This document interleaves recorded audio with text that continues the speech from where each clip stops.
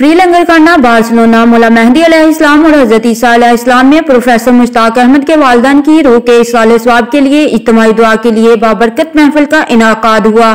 जिसका आगाज तिलावत कुरान पाक और नाते रसूल मकबूल से हुआ। जावेद इकबाल गिल ने ख्यालात का इजहार करते हुए तमाम शुरका से ताउन की अपील की, जबकि मौलाना सैयद जागम अब्बास नकवी और अल्लामा अब्दुल रशीद शरीफी ने कुरान और हदीस की रोशनी में वालिदैन के रुतबा पर तफसीली बयान फरमाया और दुआ की कि अल्लाह ताला प्रोफेसर मुश्ताक अहमद के वालिदैन को जन्नतुल फिरदौस में आला मकाम अता फरमाए। जबकि सैयद अनीस तबस्सुम एडवोकेट ने